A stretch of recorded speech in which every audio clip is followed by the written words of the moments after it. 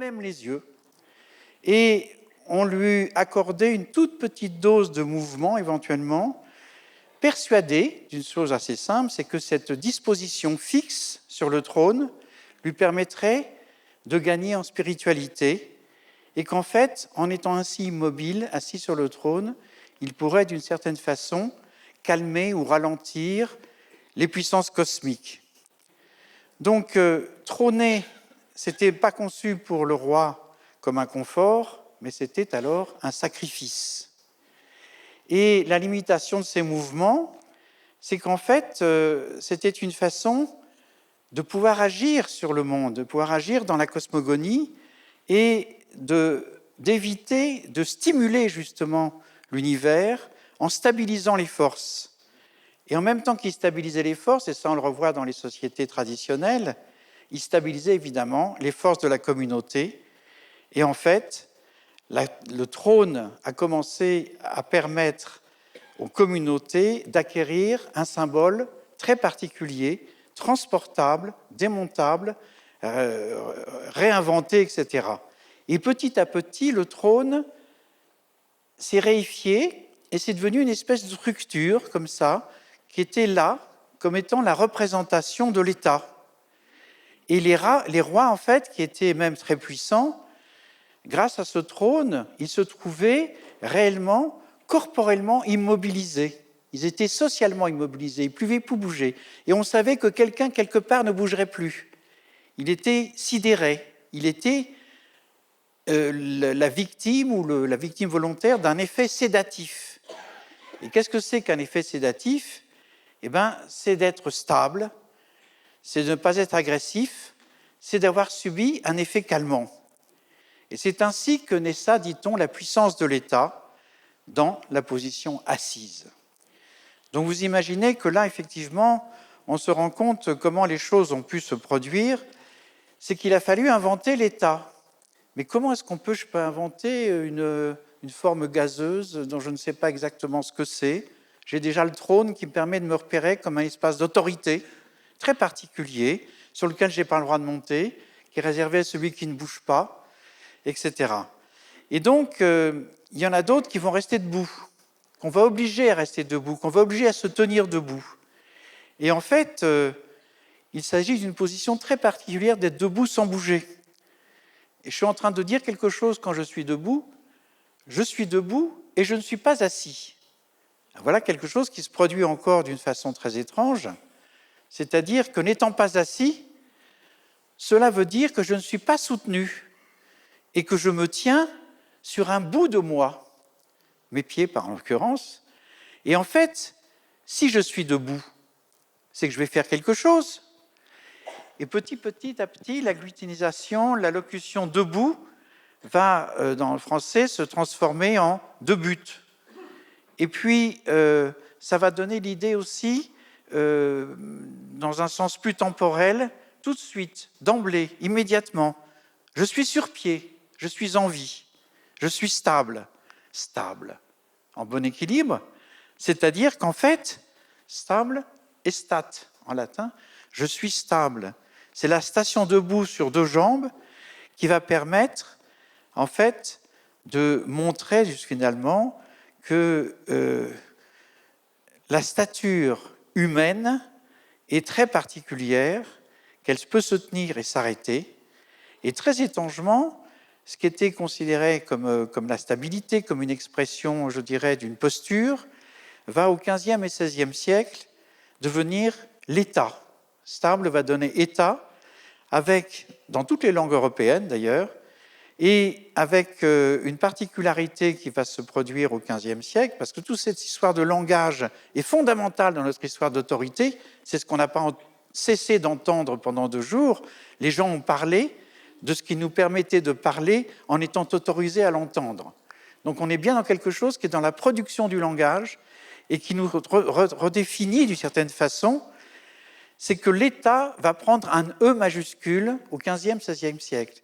Donc il se produit effectivement une fixation à nouveau quelque part, et en fait, c'est l'idée qu'il va y avoir quelque part une autorité souveraine qui va s'exercer sur l'ensemble d'un peuple, d'un territoire, déterminée.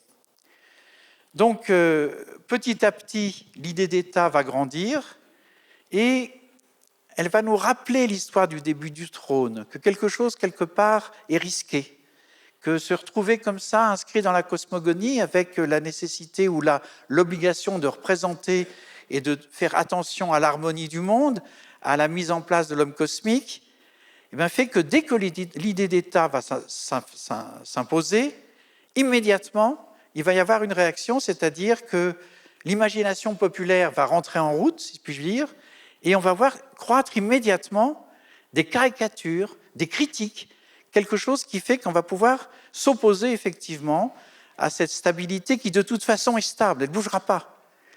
Et comme le disait Paul Valéry, l'État deviendra un être énorme, terrible, débile, cyclope d'une puissance et d'une maladresse insigne, enfant monstrueux de la force et du droit. Donc c'est un peu dans cette espèce de sillage fantasmatique que je voudrais inscrire ma réflexion, c'est-à-dire très très vite, avec l'État, vont apparaître plein de choses qui vont se mettre en place presque tout seuls. Mais enfin, c'est toute la question d'ailleurs, c'est par rapport à cette histoire d'autorité. On a très peu parlé des gens qui subissaient l'autorité. On a très peu parlé de la façon dont les autorités peuvent être exactement le contraire de la proposition de la veille, mais avec l'obligation de faire ce qui était interdit avant, etc. Donc on se retrouve dans des histoires où au fur et à mesure, dans le temps, l'État va s'imposer dans la langue, il va dire quelque chose pratiquement à tout le monde, alors qu'il n'y a aucune raison qu'il dise quoi que ce soit, c'est vraiment une espèce de force symbolique. Et son nom même développe une crainte. Et il va être jugé pendant très longtemps comme quelque chose de très négatif, juste une période extrêmement récente. Vous le voyez bien aujourd'hui, vous avez compris ce que c'était que l'État, c'est-à-dire dans notre esprit d'homme du XXIe siècle, c'est d'abord un État-providence, c'est plus l'État qui fait peur, c'est plus l'État cyclope, c'est celui qui va nous tirer d'affaire, c'est celui qui va nous nourrir, c'est celui qui va nous donner un salaire, etc. Et donc, en fait, quand on regarde cette histoire d'autorité, eh bien, quand je disais tout à l'heure, elle est très liée à la façon de rester assis, c'est réel, c'est-à-dire qu'en réalité, pendant très longtemps, toute notre histoire s'est mise en place autour du siège, autour du trône. Il y a des personnages qui sont assis devant, prêts, sidérés, qui a donné président. Et à ce moment-là, toute l'histoire effectivement de la bienséance va se mettre en place. Qui dit bienséance dit méséance, etc. Et on va voir se mettre en place toute une histoire effectivement très particulière, avec cette idée que être assis, c'est être l'État, d'une certaine façon, cédérer, et ça signifie ou figurer être fixe, décidé, et en effet, s'asseoir, c'est se fixer, c'est avoir un fauteuil. Avoir un fauteuil, c'est recevoir effectivement une charge. Vous savez que Louis XIV parlait des 40... dans l'Académie française, des 40 fauteuils. Et en réalité, le fauteuil va jouer un rôle très intéressant, c'est qu'il ne va pas exister avant une date extrêmement tardive, c'est-à-dire sous Louis XIV. Jusque-là, nous avions le faux d'Esteuil. Et je vous ai dit, le faux d'Esteuil, c'était quelque chose qui était le siège plié qu'on transportait. La cour était très généralement nomade. On transportait des meubles, notamment le faux d'Esteuil, qui finalement a donné vers le XIVe siècle le faux FAUX d'Esteuil. Et puis, ce n'est qu'en 1589 que va apparaître le mot de fauteuil. Et fauteuil va s'imposer, il va s'imposer d'une façon tellement importante qu'il va prendre une dimension extrêmement moderne, c'est que le fauteuil va cesser d'être un trône inconfortable, et sous Louis XIV, la question du bien-être du fondement se pose, de la bonne vie, de la chair, et d'une certaine façon, on dit que le design va commencer à ce moment-là, et en fait, le fauteuil rembourré devient sous Louis XIV un objet symbolique très important qui permet de se représenter comme un chef. Et le fauteuil va prendre une dimension tout à fait nouvelle. On va inventer le mobilier. Jusque-là, l'idée du mobilier, c'était pratique, c'était pouvoir s'asseoir, pouvoir manger, etc. Bon, je ne reviens pas là-dessus, mais ce que je voulais dire, c'est que petit à petit, on va voir des objets qui vont prendre une dimension tout à fait particulière, et on va commencer à s'intéresser au mobilier, aux meubles, à partir du XVIIe siècle, avec cette nouveauté absolue, c'est qu'il va y avoir des ébénistes ébéniste, je parle d'ébène, donc c'est-à-dire d'une certaine façon, je parle déjà des découvertes de bois précieux, etc. Donc je suis rentré dans quelque chose de très particulier, et ces fauteuils vont être signés. Il va y avoir une espèce de folie immobilière qui va se développer, et la bourgeoisie, à l'imitation des sociétés de prestige, va commencer elle-même à acheter des fauteuils et finalement à se meubler de trônes confortables chez elle. Donc on regarde un peu dans les musées, si vous allez dans les musées où il y a des étages réservés au XVIIe, XVIIIe siècle, c'est vraiment la grande époque de la chaise, du fauteuil et de tout ce qu'on peut imaginer. Derrière cette idée, il y a l'idée du chef, c'est-à-dire celui qui peut s'asseoir. Or, chef, ça vient de caput, de la tête, comme vous le savez, on en a parlé tout à l'heure, et ça va apparaître d'une façon, je dirais, relativement tardive en ce qui concerne mes préoccupations. Très étrangement, on ne va voir apparaître un terme nouveau qu'en 1845, début de la période coloniale, c'est le terme de chefferie. Et la chefferie, ce n'est pas le chef. C'est la chefferie, ça s'applique à l'ethnologie. C'est un terme utilisé, chef, ce n'est pas celui qu'on croit, c'est-à-dire ce n'est pas celui qu'on connaît, ce n'est pas celui qu'on imagine, mais c'est celui qui est appliqué aux détenteurs du pouvoir traditionnel. Et voilà où on en est aujourd'hui dans cette question-là. C'est-à-dire, qu'est-ce que c'est que cette histoire de chef? Qu'est-ce que c'est que cette histoire de chefferie? Le chef, on en a beaucoup parlé aujourd'hui, mais on n'a pas beaucoup parlé des chefs indiens, des chefs d'autres sociétés, des chefs kanaks ou autres, etc. Et on ne sait pas qui ils sont.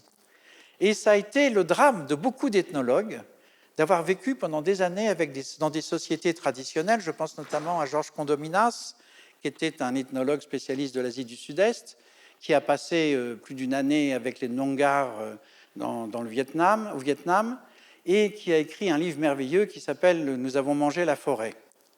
C'était dans les années 50. Est arrivée la guerre du Vietnam.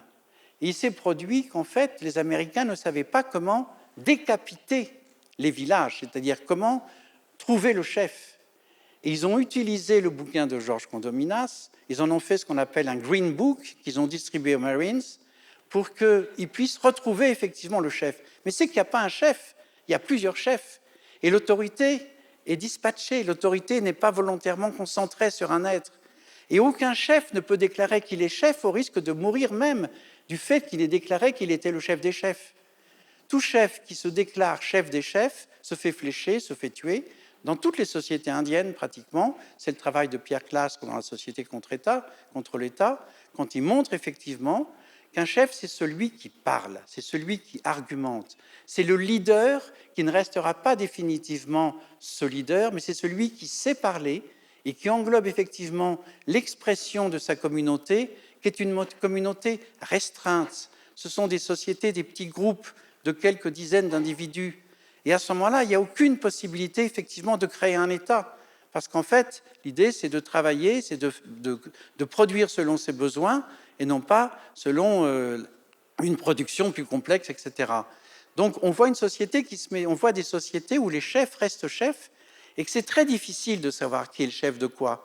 Parce que vous avez aussi cette confusion, en tout cas, je parle pour les Occidentaux, débarquant dans des sociétés indiennes. Est-ce que c'est un chaman? Est-ce que c'est un kaira, c'est-à-dire une sorte de prophète? Est-ce que c'est un chef, c'est-à-dire celui qui a été reconnu comme celui qui parlait le mieux, qui avait le plus de mots, qui effectivement était le plus curieux? Et surtout, chose importante, celui qui possédait le monde. Moi, quand je suis arrivé chez les Indiens Yukuna dans les années 81, j'ai été hébergé dans une société Yukuna où le chef s'appelait Bogotano. Bogotano, c'est parce qu'il avait vécu à Bogota. Donc il avait été influencé par... il était un peu mégalomane, il avait ramené des idées de la ville. Enfin, voilà encore une histoire, c'est que chef implique, au sens où nous l'entendons nous, implique ville, ville implique centre, centre implique pouvoir, pouvoir implique despote, enfin tout ce que les Indiens ne peuvent pas imaginer. Mais le pauvre Bogotano était couvert de problèmes. Son fils était mort d'un rhume, sa femme s'était noyée, enfin c'était une catastrophe. Et les Indiens disaient rien, ils disaient oui c'est le chef, mais il a une maison plus grande que lui. Ça voulait dire quoi? Ça voulait dire qu'en fait Bogotano s'était construit une maison à la façon des Occidentaux, mais qui n'avait pas les mythes pour la soutenir. C'est qu'une maison, une maloca chez les Indiens Yukuna, le toit est fait effectivement avec des palmes qui sont tressées en fonction de la cosmogonie, donc chacun représente un dieu. Les arbres botaniquement doivent être rangés devant la maison de façon à ce que dans les pipéripalmes puissent se loger les génies qui vont défendre la maison, etc. Et en fait, Bocotano était complètement ethnocidé, il n'avait plus de réelle raison d'être le chef, et il était donc tout le temps en accident. Et le vrai chef s'appelait Capitane. Mais Capitane, il était tranquille, il était dans un coin, il ne bougeait pas, et c'est lui qui avait le pouvoir. Mais celui qu'on montrait, c'était Bogotano. Donc, ça m'est arrivé 15 fois, effectivement, cette question-là. Et j'ai toujours recommandé aux étudiants, à une époque, j'ai fait pas mal de stages pour l'université à Saint-Léger-Vauban. Et il y a deux choses qu'un ethnologue ne doit jamais faire, c'est de commencer un terrain en allant voir le curé et le maire. C'est la pire des choses qu'on puisse faire, parce qu'on va tomber justement sur une autorité qui a le pouvoir. Et cette autorité, elle a une clientèle. Et la clientèle, il va constamment jouer pour lui. Et c'est ce qui s'est passé. Mes petits étudiants parisiens, ouais, c'est super, on a rencontré le curé. Et moi, très bien, c'est super, on a vu le maire. Et ils ont été complètement pris là-dedans. Je leur ai dit, mais non, c'est pas comme ça que ça marche. Il faut que vous alliez voir dans un village. On sait très bien si c'est le père Fauchereau, le père Lacep, le père machin qui a du pouvoir ou pas, etc. Ça se sait, ça se sent, ça se connaît, ça se discute, ça se définit comme ça. Donc cette histoire, effectivement, de chefferie, elle est intéressante parce que, en fin de compte, quand on regarde ces sociétés traditionnelles, elles s'exposent, je dirais, presque comme un tout unitaire. Et en réalité, ce qui va être composé, qui va composer la société, c'est que dans le champ du pouvoir, comment est-ce que je vais retrouver mon chef? Non. Dans le champ du pouvoir, je vais trouver un père, je vais trouver une mère, je vais trouver des enfants, je vais trouver une société, effectivement, où ça marche, qui vont développer des relations de pouvoir. Mais personne ne va représenter l'essence d'un État possible, parce que l'État n'est pas possible, parce que cela n'a rien à voir avec le chef, et qu'on n'a aucune raison d'obéir à un chef. Je suis en train de préparer l'édition des mémoires de Cochise.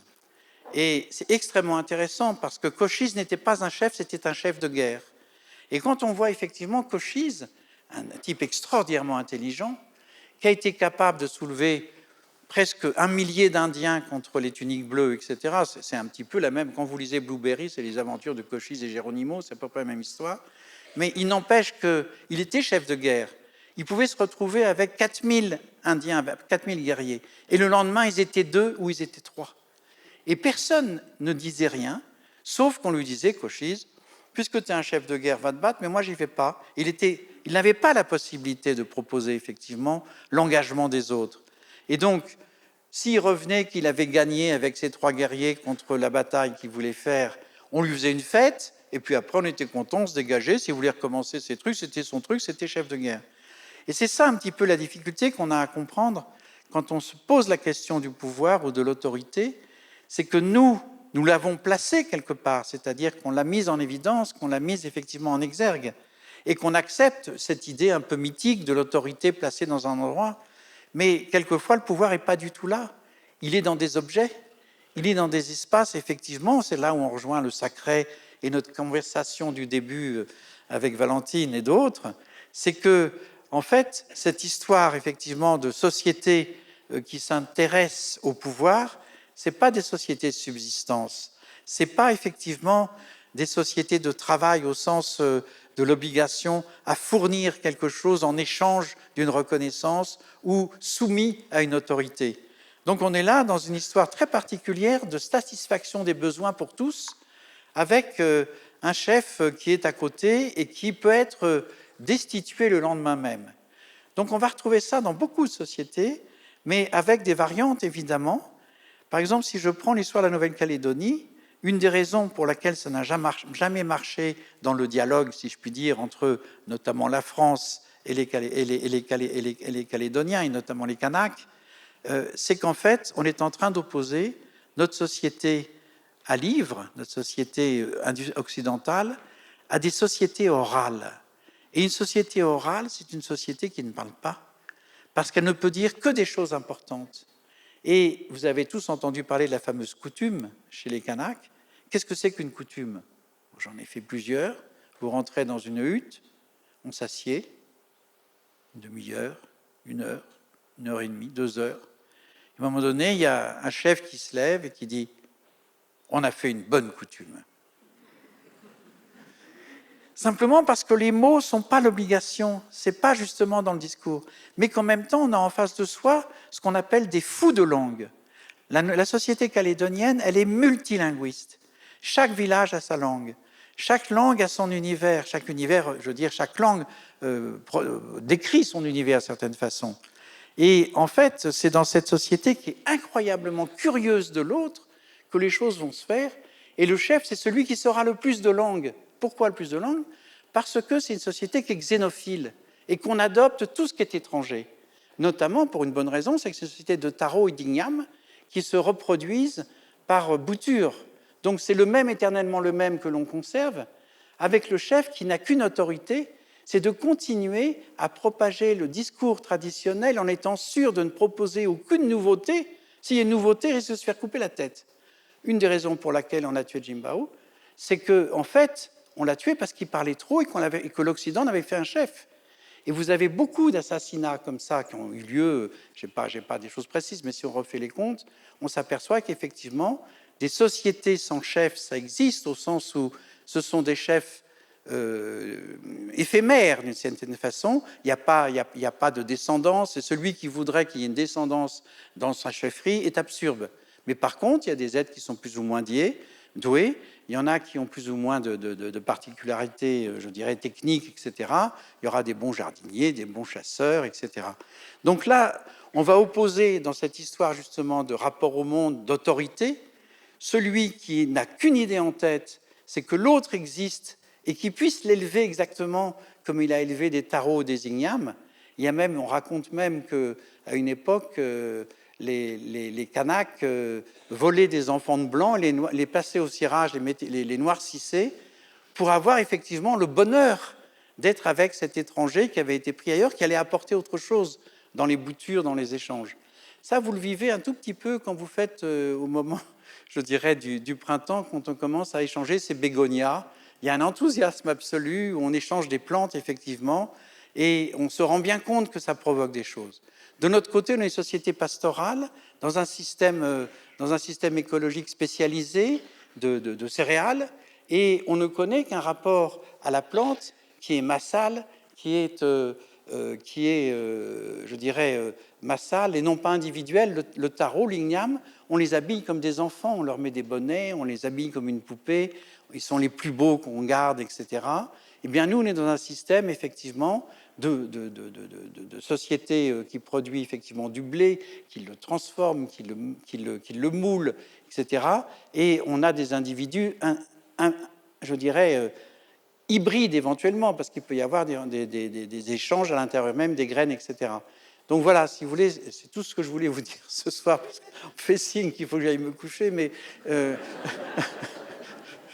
Donc, restez assis tranquillement, parce que ce n'est pas tout à fait fini, mais je voulais vous dire qu'il y avait d'autres sociétés, dans d'autres cultures, où les façons d'appréhender l'autorité étaient radicalement différentes, et que les choses ne se voyaient pas de cette façon-là. Et j'ai juste une petite... comme ça, je pensais ces jours-ci à ça, c'est que, par exemple, il y a eu beaucoup, on n'en a pas du tout parlé, mais il y a eu beaucoup de films qui ont été faits dans les années 50-60 sur l'école buissonnière. Je ne sais pas, il y en a au moins 4 ou 5 qui ont été faits. C'est un peu comme la guerre des boutons, mais c'est l'école buissonnière. Ça veut dire quand même qu'on s'autorisait à faire l'école buissonnière. Et on avait un instituteur à Chichery qui s'appelait Monsieur Joliton, peut-être le père de Sylvain. Et c'était extraordinaire parce que j'habite juste devant l'église et en fait, il y avait souvent des élèves qui se tiraient derrière l'église quand ils se partaient en classe. Et c'était merveilleux parce que je pense que ça fait partie effectivement de notre apprentissage de la désobéissance. Elle est quand on se met effectivement face à une institution qui n'est pas méchante, c'est pas un ogre, l'institution scolaire. Du moins, ça ne l'était pas. Et en fait, on se mettait en résistance avec... après, les choses étaient à débrouiller avec les adultes, mais au moins, la chose était faite, elle pouvait se discuter. Et je crois que c'était une façon aussi de se poser sur terre et de prendre position par rapport à toute autorité autre que la nôtre. Voilà. Bonne soirée.